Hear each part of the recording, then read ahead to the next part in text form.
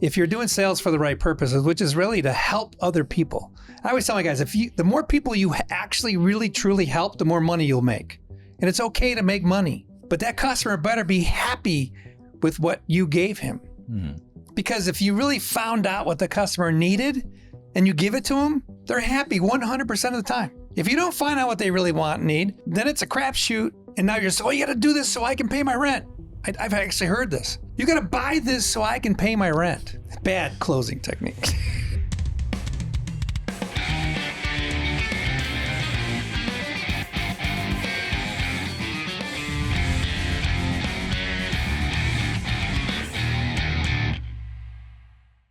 Today, I'm introducing a new format. I think that it's important to talk to people who set great examples in life.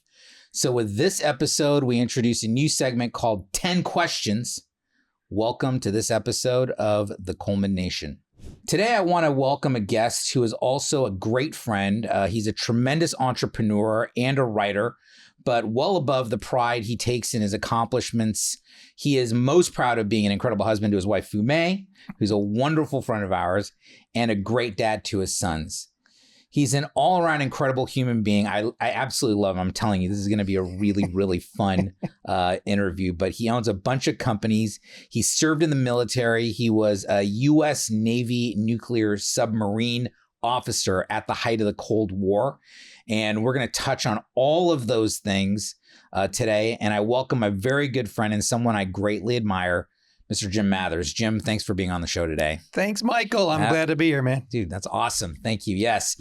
I'll just jump right into it. I want to hear a little bit about, your background. You got a chance to have a little bit of an audience here with my crew and whatnot. Tell us a bit about your background, who you are, what you're doing now, and some of the things that are exciting you about life right now.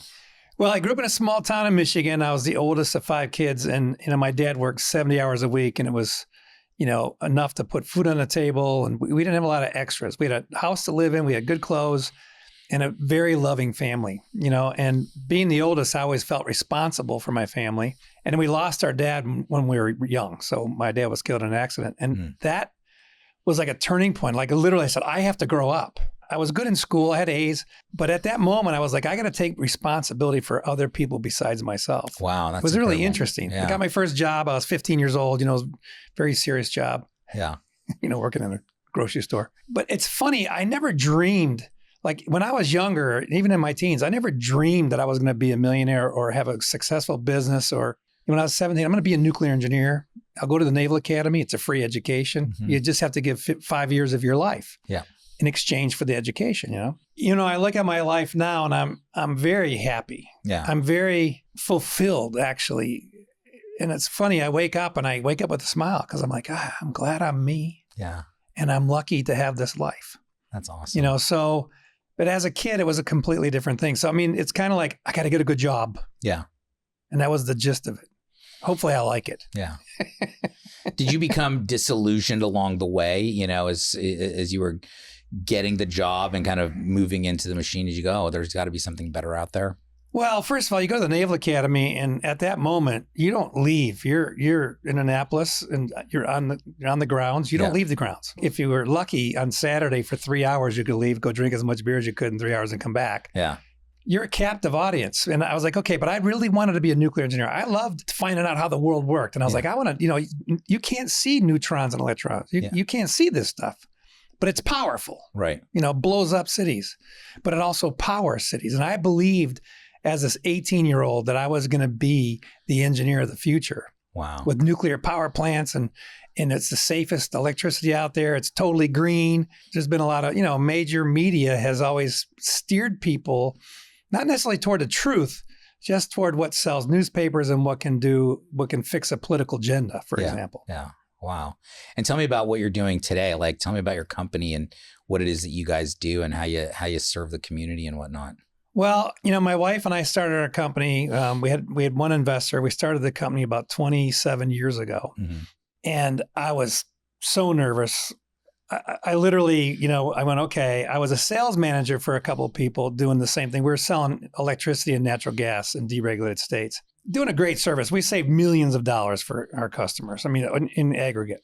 And so, but he had a chance to start this company. And to me, it was like, if I fail, I'm going to have to pay this investor all the money back. That's how I looked at it. I don't think it was, I'm not sure if it was true, and it took 3 months of several failures of getting this thing off the ground. And I finally got it off the ground. And I'm looking at my wife, who we just had our first son at the same time I started a new company. So it's like, I hope you can handle this, babe. And she's also our CFO. So she's always run the books. And we got through every barrier. And then all of a sudden, because you think on these failures, you think that's it, I'm done, I'm dead. Yeah. And you go, no, just get up. Just drag yourself by the neck and get up. And each time I failed, I got up. And then finally we started rolling. Yeah. And I'll tell you, I had made a decision that I was going to make $1 million before I turned 40. Wow. By the time we started making the money, I was 39. By the time I made $1 million, just before I turned 40, I made my first $1 million. Wow. So I try to teach people, you got to do something that you believe in. Yep. Like we literally save customers. We saved one customer $4 million. Wow. Big customer. Yeah.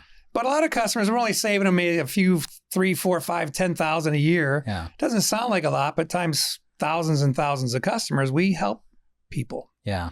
And I've been doing that for 27 years. So wow. I think the biggest lesson for me was I can't sell things I don't believe in. Mm. If it doesn't help my grandma or my family, I won't sell it to anybody in the whole world. And that was really, I think, the power of my ability to sell. That's amazing.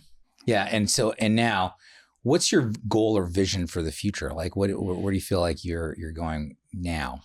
The biggest thing I think I took from having my own business was that when I was a salesman or a sales manager, anytime the owner changed his mind about something, it was like, okay, we're cutting your pay. Yeah. I was like, oh. And I never do that to my guys. Yeah. But that's why they stick with me for 20 years.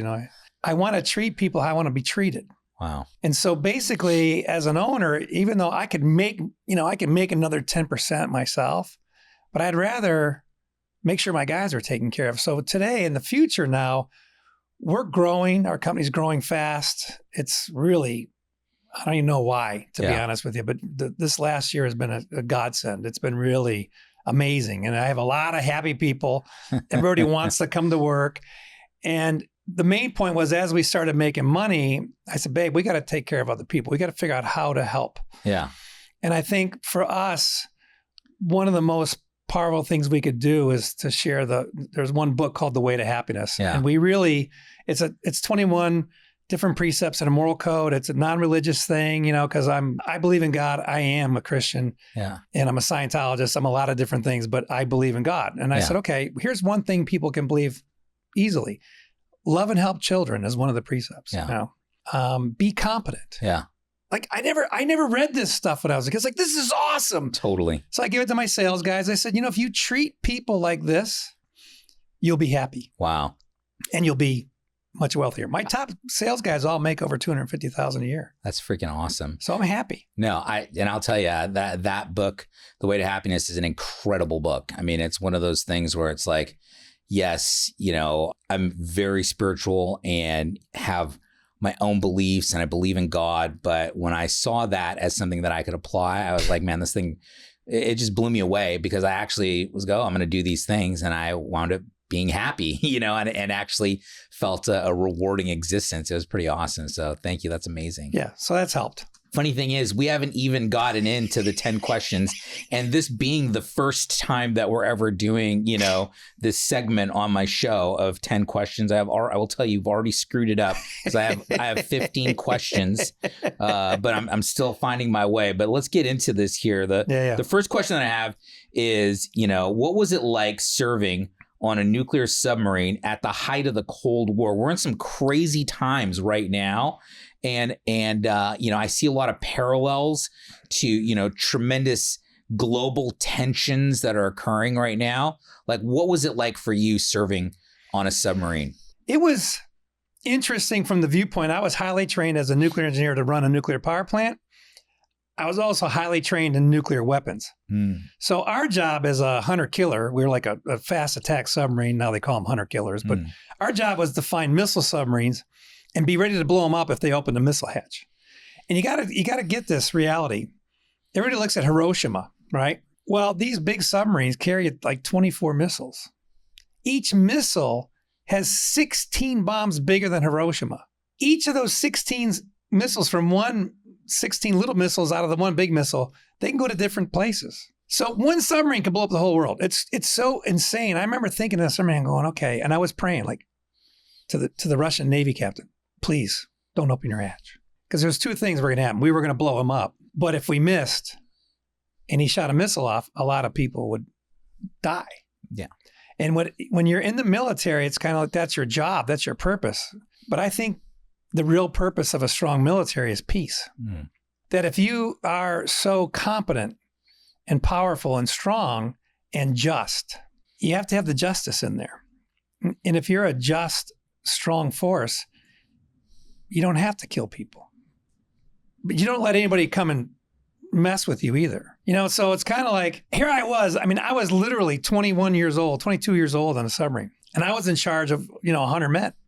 And I'm like, and there were times when everybody's life in a submarine was in my hands. Yeah. It's sobering.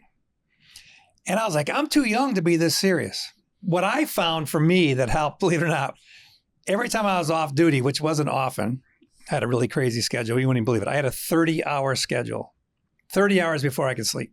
And I had different posts I went through for 30 hours. And then for 5 hours, I was dead. And then they'd wake me up and I'd do it again. And I did that for months on end because I was the most junior officer. So I got the worst things.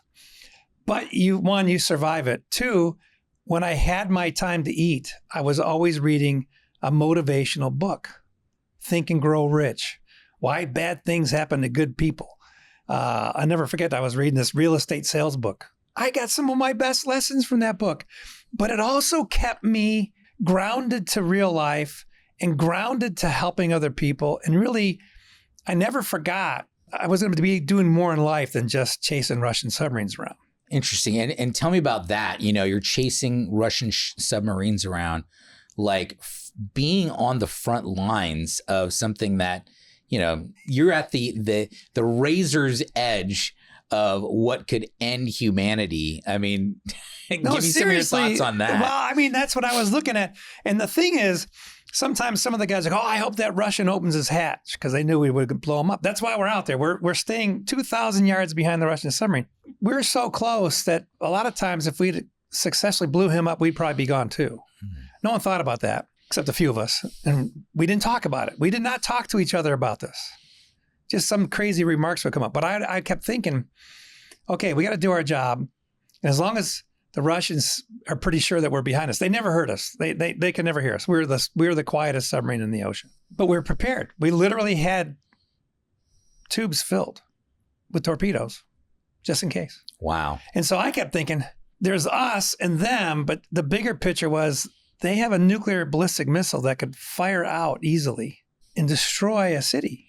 And I kept thinking, man, what do we got to do to not destroy any cities?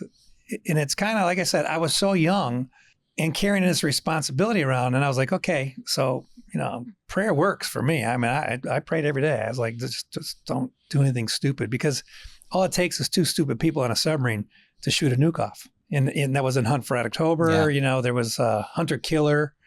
And that's a great movie, by the way. You just have to think about life. And I think for me, I was lucky because I had such a great family that I was always thinking about other people. And it helped me. I was never worried about myself, actually, because I was so focused on protecting other people. Well, let me ask you this.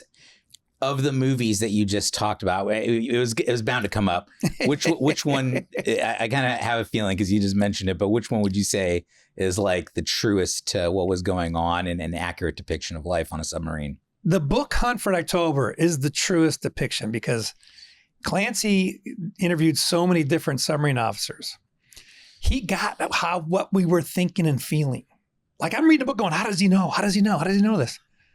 And we're not shooting anything. We're just almost about maybe to shoot something. And that tension of almost something bad happening every day, he caught it in the book. The movie's great. Hunter Killer is a better movie, but it also shows exactly where we were outside of Murmansk when we were waiting for the Russian missile submarines to come out of Murmansk near the North Pole. We were chasing people on the North Pole. We chased people around, the Mediterranean. We were all over the Atlantic. It was wild. That's amazing. Some real nail biters. there's a thing called the Crazy Ivan, which he talks about in Hunt for October. And that's where the Russians, because they're not sure if anybody's behind them, they'll just speed up and turn back on their track and do a figure 8. So if you're on the surface, 9 times out of 10, you're going to turn back and hit the other ship. But you're underwater, so it's a 3-dimensional chessboard. Yeah. We're not always following them at the same depth. So we know we're behind them. That's all we know. We don't know if we're below them, above them. And when they would turn around, the captains who weren't afraid wouldn't move. We would just keep going really slow on the same line. 9 times out of 10, they either went in front of us, behind us, and then one time we were sitting there, and I'm not kidding, man. He's doing a Crazy Ivan, and sonar keeps saying, he's closing on us. He's 1,000 yards away, 800, 500, 400, 200. And the next thing, all you hear is shh, shh, the screw of the Russian submarine as it went over us, right through the middle of our submarine. I'm like, we'd have been dead. I wouldn't have been here for the podcast. Oh my God. And I was going, oh my God. So that was the most fearsome time I ever had in a submarine. Wow. The rest of the time was pretty easy. Wow. Okay. That's pretty amazing. Okay. So let me ask you this question. This is question number 2. There's like 10 questions before the second question, but this is question number 2. As far as leadership is concerned, what are some of the valuable lessons that you learned by serving aboard a U.S. Navy nuclear submarine? I think one of the most important things I learned at the Naval Academy is that it was not always learned, but they always said, listen, you're a leader, but your job is to serve other people. You're not like the cool boss. It's not like you have to be thinking about everybody. So as an officer and learning leadership in school, then you go on a submarine. Now you got real people, and some are, harder to deal with than others. But the bottom line is, if you're always fair with people, if you don't just keep changing your mind on everything, if you start helping one person more than another, if you're fair, you're equitable, and you treat people as each one as important as you are, then leadership is easy, because then you earn the respect of the people that are following you, because they know you're actually watching out for them too. So it's not a selfish thing. Leadership is very unselfish. Wow. Good leadership is unselfish. That's awesome. Yeah. That is really, really awesome.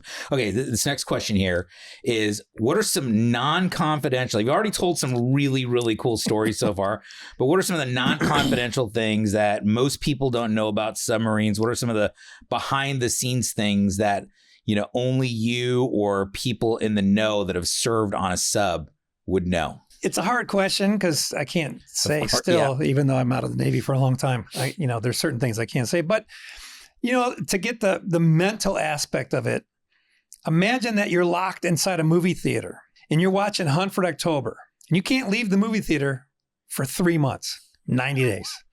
You have to eat the food that comes out of the food will last for 90 days. Not very good food, but you got to eat whatever's at the snack shack, right? There's bathrooms. We didn't take showers most of the time because it's too noisy. We couldn't make extra water, so we would just take a little rag and wipe your face once a day. But the human mind, you actually get used to smell, so you don't even notice the odor getting worse and worse for 90 days. So imagine being locked inside that and watching the same movie over and over again. It's exciting for the first 30 minutes. Like you get a rush and go, oh man, battle stations, quiet battle stations. And then you get behind them. And sometimes we didn't move. We just followed them for 2 months in a circle until he left to go back to Murmansk. Wow. And then we'd wait to see who else was coming. So that's my best analogy. And that's what it's like. It's exciting for the first 15, 20 minutes. And then it's living through the most worst boredom of your life while maintaining the idea that any minute we could shoot them, which never happened. Yeah. So we didn't shoot anybody. And when we would stand guard like in Italy, we'd be in Naples and against a dock, and they'd give us a gun, no bullets. So I'd be the officer of the deck, making sure that no one comes on my submarine from, outside on the pier while half the boats out partying on shore. And I got a gun with no bullets in it. I'm going, I'm better off not having a gun. Because now someone thinks I have a gun. I don't really. Without bullets, it's useless. All right. Well, you're the next question here is you're a nuclear engineer and you went to school for this. You also work in the energy field and own a business in the sector. What would you say the state of energy production is today, from solar to alternative biofuels to even to nuclear? I mean, you and I had a conversation about that recently, is that it seems like the world has turned up with the advent of electric cars and plus alternative energies. It's kind of, and with cryptocurrency and all that kind of stuff, it's really amped up the pressure for the necessity of new forms of energy or sources of energy. Yeah. So what are your thoughts on that? Well, first of all, when I was 17, I said, man, nuclear power is going to be the power of the future. And I'm going to be a nuclear engineer and I'm going to run nuclear power plants. This is what I'm going to do. And I was 17. I was so certain of what I was going to do when I was 17, you know. And then I get out of the Navy and I saw some of the guys go to a nuclear power plant. And I'm going, I bet that's more boring than being on a submarine. I said, I don't think I could do that. You know, so, but I did go to work for the government and, you know, I learned a lot. So I know how to make electricity natively from a nuclear reactor and from diesel generators and everything else. But what we sell is options for people. We actually offer green energy. We put in solar systems for people. We've done all kinds of different things. Nuclear is coming. What's happening now with not just Bitcoin mining, just AI data centers. Yeah. I mean, they're building these 100-acre solar fields. But you know, when the sun don't shine, you don't have power. And if you think you're going to do it with all batteries are really expensive and huge. There's got to be a mix of solar, wind, natural gas, which, you know, used to be the green energy, just so you know. Natural gas used to be called the green energy. It is very, very low emission. And but nuclear power, for whatever reason, and I don't know if it was the oil lobby who prevented nuclear power from expanding, like in some other countries, but nuclear power, for a relatively small footprint, can handle millions of customers much easier and safer and cleaner than just about anything else. So I think you're going to see in the next 15 to 20 years a big ramp up in nuclear. Do you think that that's going to be, I mean, this is one of the things that we talked about was there's the big nuclear reactors in our power big cities and stuff like that, but something that's going to be, you know, sort of more of a decentralized model of small modular reactors. Is that something that you think is going to wind up becoming viable? Yeah, because the smarter companies actually, believe it or not, right now are using microgrids. So they're using natural gas turbines, and some are putting in solar, having a nice solar that'll take some of the load off, and battery backup. So you take this combination of natural gas turbines, solar power, and battery backup. So you have the perfect microgrid. You don't need the utility at that point. And there are a lot of businesses and some billionaires who have completely gone off the grid. They've been testing small modular reactors around the country. They're very successful. You don't hear about it because nothing goes wrong. And that's been going on for several years. And so they're testing all this out. I think a small modular reactor gives you a microgrid that can handle, you know, a business complex, for example, 100%, as long as it's run properly, because we never had an incident in the nuclear Navy. I mean, our nuclear Navy has been, people don't realize this, but it's one of the tightest run, most efficient, most competent. We don't mess around. And I got way less radiation inside the submarine than you did at the beach. Tell me about that. That's an interesting story. People don't realize. I mean, first of all, the sun is radiation. So when you get sunburned, you're getting radiation burns. It's very similar. People get cancer from too much sun. Same thing with radiation. But on the submarine, we had it so shielded. And we'd have these little dosimeters, right, that check. Everybody had to wear it all the time, except when they left the submarine. And so we'd measure, you know, the small amount. And I was actually one time the officer in charge of everybody's dosage, you know, where they're at. Because if you exceed a certain limit, you have to be off the submarine. You'd have to be let go to the destroyer or something. Get out. You have to get out of the submarine. And one knucklehead one day walked out on top of the submarine in the direct sunlight. And when he came back down, I was like, "You're over limit. You can't play anymore, Charlie." Wow. So the sun actually precluded him from being able to be on post. So the thing is, you know, to be afraid of nuclear power is like being afraid of the sun. And I don't see people stop going out in the sun. Yeah. That is a great point. Well, I wanted to get your perspective. The next question. I want to get your perspective as a nuclear engineer about the whole concept of climate change. Is it overblown, to draw an emotional response from people? And is clean energy that something that would be valuable for Earth's future? And what's your thoughts about it? I mean, you kind of covered it a little bit, but dive into it a little bit more. Well, I think the climate change issue is overblown, and I think they're just trying to scare people into doing things. Now, I think green energy is good energy. And I think that we want cleaner air. We want cleaner water. We want a more sustainable life. So you'd be an idiot to say, no, let's just keep burning coal. The billions of dollars put into coal to make it as clean as possible. There's amazing breakthroughs where they actually reduce the emissions by 90% in some coal plants. But you right now, people don't realize this. For the last, 10 years or so, the energy usage in America was pretty steady. It wasn't growing that big. But in this last year, it's like this. And with more and more data centers coming online, we're literally looking at a peak. I can tell you this, though. California has more solar than anybody else, and sometimes they have so much solar at the peak moment of the day, they have too much power. But why do Californians pay more money per kilowatt hour than anybody else in the country? I don't know. It doesn't make any sense. They have the most solar.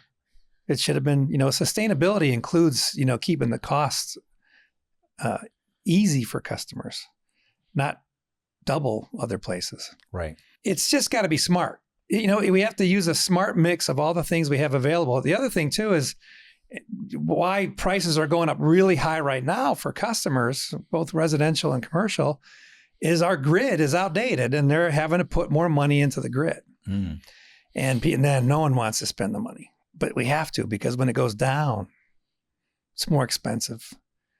And I think people don't realize how dependent we are on lights in our house and, things that work. And, how are you gonna charge your phone up? I'm not even wearing my watch. Your smartwatch, your phone. How do you charge all this stuff up? You go without power for a week, which I've done in one hurricane.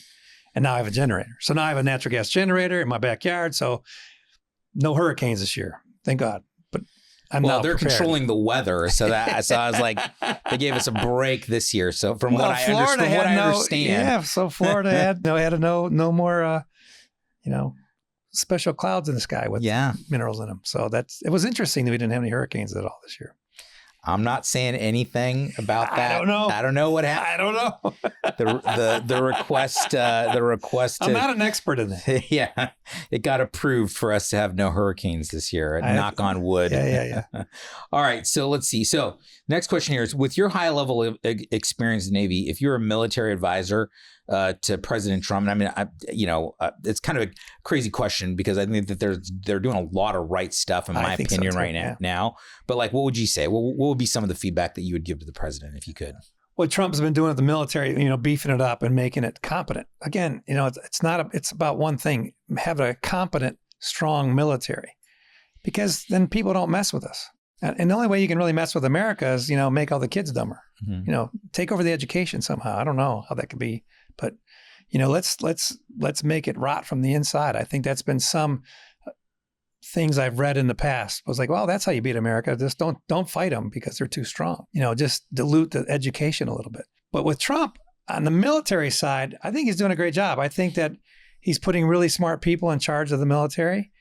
We're making a strong stance. But at the same time, no one has ever gone out to do peace talks more than Trump. I don't think any president's ever gone out as much to get people to stop killing each other. And I'm not going to say, around the world, there's a couple of still places where the people are still killing each other. Doesn't make any sense, and so I think things that are common sense, we should support, and things that don't make sense, we shouldn't support. A strong military makes sense because then we don't have China and Russia and other people wanting to come and attack us. And that way show these great movies. Now, Korea, what was that movie about the kids when it was originally, I think it was Red Dawn. Red Dawn. Wasn't it China in the first movie? And the second, the new Red Dawn, it's Korea. Yeah, right. It was Russia in the first one. And then Russian, yeah. Yeah, that's right. I think that's right. The Russians come in and attack us in Red Dawn. Now look if we're strong, we don't get attacked. Now, if we're fair and just, then we make life better for our neighbors. And I think that's common sense, and I believe in that. I agree with you totally. I really feel like by having, peace through strength, I think that is a good thing to strive for. Okay, the next question here is I really was looking forward to this question in particular. Is you told me a story once about serving on your submarine and chasing and being chased by a Russian destroyer around the North Atlantic, and then after the Cold War ended, you became friends. You became friends with the destroyers. Was it the commander of the destroyer? He was a commanding officer. And it was a small destroyer, yeah. Yeah. Anti-submarine. And so you guys were literally enemies, on either side of the Cold War. And then wound up years later. So, tell me, how did that go down and what was the result of that relationship? Well, first of all, I didn't know he was there. So we weren't paying attention. We were deep enough and quiet enough that they couldn't find us, even on the surface. He was cruising around looking for American submarines. He didn't know I was there. I mean, literally at the same time. So he was just cruising around next to the North Pole and Murmansk and just looking for American submarines and never saw us. Meanwhile, I did it a few times. We just pick up a submarine and follow him out of there, and pick up a submarine and follow him out of there. It was, again, no one knew we were there. We were so good that we did a NATO operation in the Mediterranean with all the NATO. We had aircraft carriers, destroyers, P-3s, anti-submarine, everything. We went back and forth underneath the entire convoy and blew up every ship in the convoy 7 times in 3 days. We were actually periscope depth, about 2 miles away from a carrier as it's doing flight ops at night. And we're just watching them. And then when we got closer, we dove down and went underneath, shot them all. Submarines are badass, man. Badass. But now, to finish the story, that was in 1985.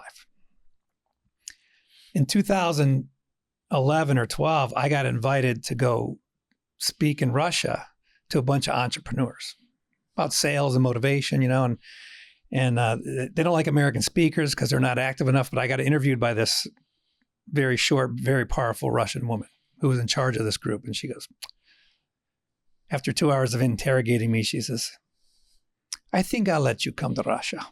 I said, okay.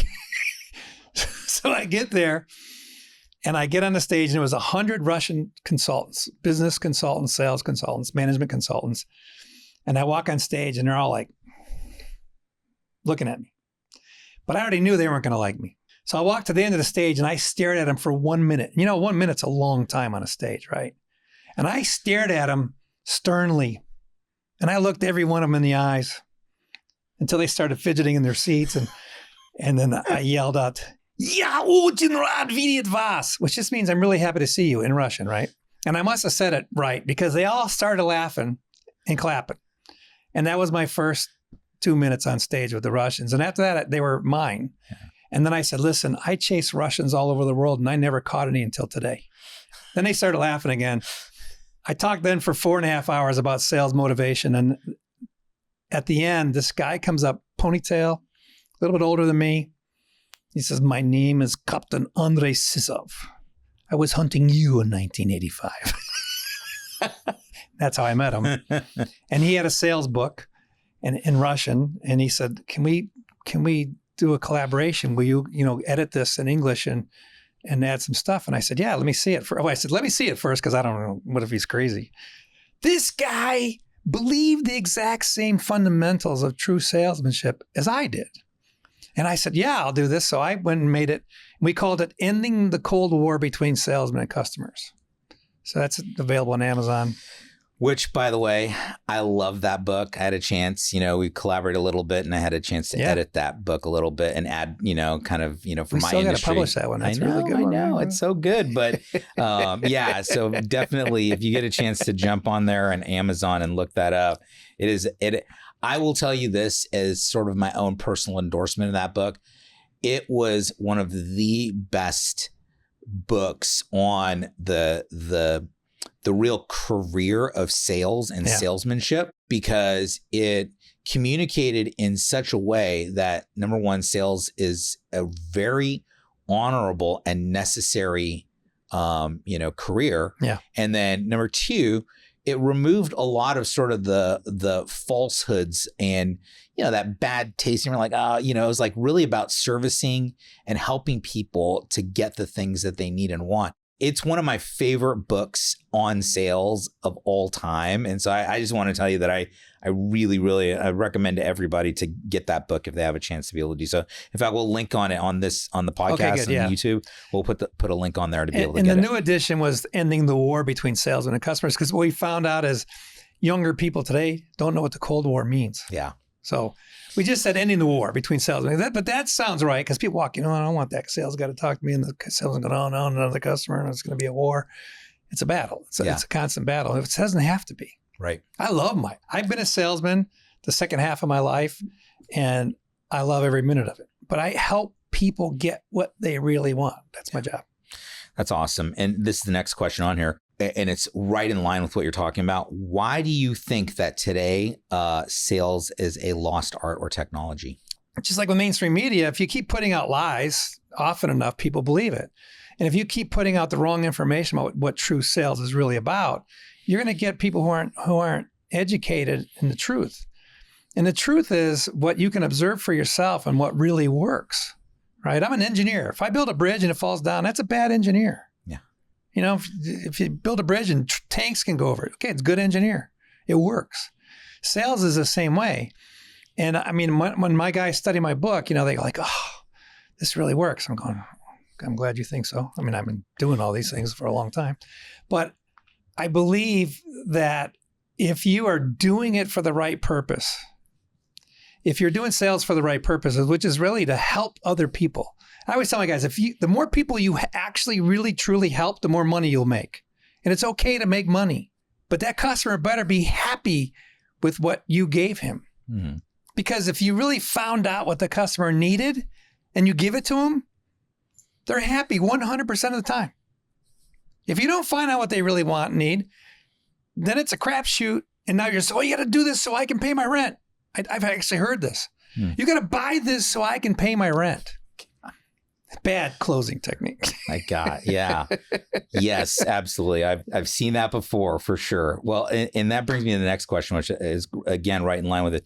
In the current age of artificial intelligence and the online point and click sales experience, do you think there's an advantage to having sales skills today? Oh, definitely. I'm going to tell you, AI is good, but if you throw it the wrong question and it's not trained for that yet, it doesn't know the answer. Whereas with a human being, you say, wow, that's a really great question. Let me go research it for you. Although I've heard now AI is trained to say this. That's a great question. Let me research that. Just give me a second to research it. And then it goes into its database to find anything that comes close to the answer to what you just asked. But honestly, I don't believe we're going to go to a completely AI world. I'm not going to buy from AI. Mm-hmm. If I want, financial advice, I want Michael Coleman to come to my house and sit down across from me and let's discuss this really important issue with me. Yeah. And I'm not, and some people do, they like the point and click. Great. That's okay. You still need people who understand how to understand the customer. And when you do that, your heads and shoulders above AI, period. I totally agree with you. Yeah, that's absolutely. And then let me ask you this question. I think that the youth today has become a little bit hopeless. That might be an understatement of the century, but how getting into sales and really, really caring about your customer, how could that be sort of, a huge advantage to today's youth if they decided that they want to get in that career? Let me tell you, I spent 7 years learning how to be a nuclear engineer on a submarine. Then I was working for the government being a nuclear engineer to build submarines. I didn't make very much money. I hated my job. Didn't want to get out of bed in the morning. And a friend of mine convinced me to go door-to-door selling. I'm going, I'm not going to knock on doors. And then I went, I'll try it one time. And I learned the pitch, and we sold something that people loved. It was like something they really needed and wanted. So I knocked on a few doors, and first I got trained by a great guy, and he just literally was so nice talking to people and go, hey, do you need this? And then they go, yeah, I need it. Okay, give me some money. And I was like, dude, give me the cards. We were selling, auto repairs for the local gas stations, and you paid like, I don't know, $20, $30. and you got $500 worth of stuff. Now, hopefully you don't need it all. But the 3 free oil changes gave you your money back. So it was like getting a free card. Yeah. So how do you say no to that? And very few people said no to that unless they didn't have a car.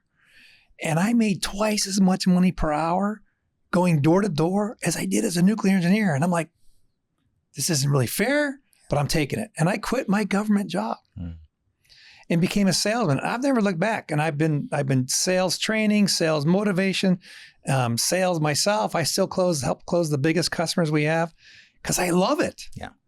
So I think for the youth of today, if you want to be able to increase your pay to the highest amount, I think salesmen are still some of the highest paid people in the world, other than unless you own a bank. But, okay, except for a few exceptions, really salespeople are the ones who make the money. Yeah, absolutely.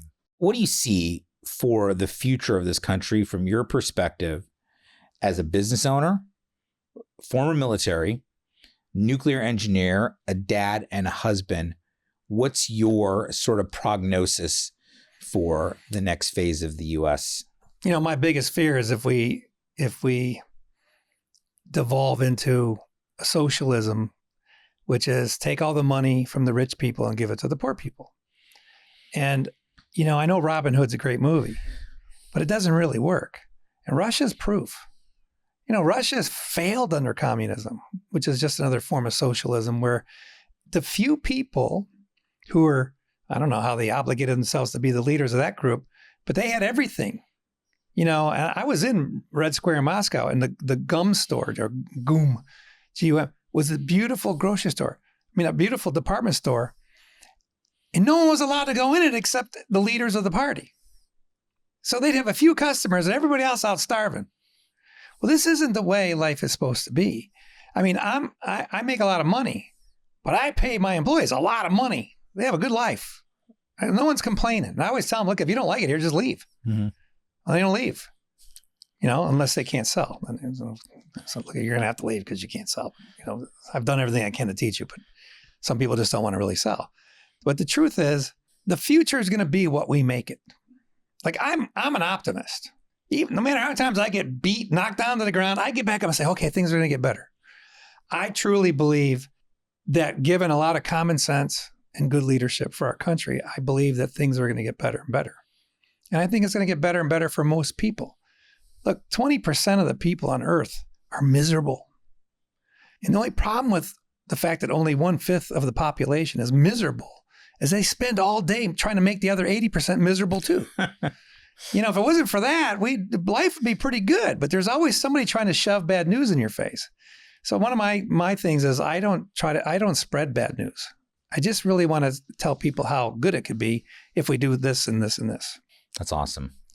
Well, let me ask you this. This is a longer term, question, is that part of the whole point of my this show, the Coleman Nation and so forth, is really to kind of do what we can to prepare, the people that are in existence today, no matter what their generation is, young to old, to get them to think better, to kind of have an opportunity to philosophize and share our own experiences to be able to make the world a better place. That's like basically my goal. I agree. And so what would you say, we've talked a little bit about the things that are closer to home and more of like the next generation. What do you think is going to happen over the next 50 to 100 years? What are going to be some of the things that long term are going to really help move society forward? Well, honestly, I think if everybody in the world read The Way to Happiness, and if you tried to do most of those things right most of the time, because no one's perfect, it's all going to come down to how we treat each other on the street. Someone you don't know. Do you help someone who, needs help at that moment or not? And I think if we maintain the ability and willingness to help others, I think that the future is going to be beautiful. And I think if we ever get into a police state, we're not allowed to help other people, like communist Russia was, where kids were turning in their parents, even using false testimony just to get people thrown in jail. If we devolve to that, it's going to be a rough life. If we can get enough people to stay awake and stay common sense and actually see the truth versus being told what some thing that you should believe is without ever looking for yourself. And I think if we can do that, it's kind of like I started the Millionaires Club because I wanted to help people who weren't millionaires. I mean, there's a lot of millionaires clubs for millionaires, but I want to help the people like me. Dude, I never thought I could be a millionaire. Never. And now I'm like, I made a lot of money in the last 27 years. I've given a lot of it away too, to things I choose to give to. And that's education programs and working with other people and other groups to put in education programs for the kids and anti-drug programs and the Way to Happiness programs to help people learn how to take care of themselves better. And I think if we do that, I just want to help people realize they could. I mean, a good friend of mine actually said, I gave a lecture several years ago, almost 10 years ago, and he was there. And he said, Jim, you looked at everybody and he said, you got to be millionaires. I was like, I never thought of that before. And he says, he looked at his wife and said, we got to be a millionaire. She goes, okay. And he did. Now he makes more money than I do. I'm proud of that. Like, even though the guy out surpassed me, I'm just proud that I got him motivated enough to go do it. And that's what I want to do, is motivate people to live a better life, to create a good future for all of us, because it's going to take a lot of people doing the right things to guarantee our future. So we can't be self-centered. We can't be stuck in our own little world. Absolutely. Yeah, I think that it's a really interesting phenomenon to observe in society today, the fact that people have forgotten that the survival of others impacts our own survival. Isn't it true? It's true. It's like I sit here and I go, well, if, it's like, why would you go help somebody, a total stranger that you don't even know? Because that person, whether it's butterfly effect or, what goes around comes around, karma, whatever you want to call it, is that if I can help someone else lighten their load, and make their life a little bit better, then some way it comes back to you always. It always comes back to you. It's a circle of life, Yeah. And it's interesting. In the Way to Happiness, it says, don't do things to other people you don't want done to you. Yeah. That's the negative, right? And they have a little video that goes with it, and it shows somebody yelling at someone else, and then they drop something, another person, and it just, the butterfly effect goes both ways, negative and positive. And then the opposite of that is do things to others that you would want done to yourself. It's like, this is like the golden rule. It's just kind of split into two. Look at the negative side of things. Look at the positive side of things. Don't do something to somebody that you don't want done to you. And for me personally, I've been blessed.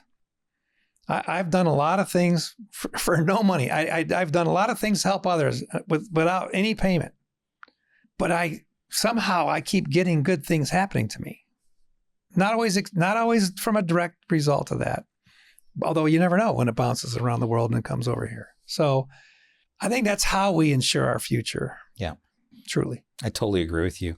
And it's funny, I'm just going to kind of tell to to our audience that I'm going to put a link up either at our website, which is colemannation.com.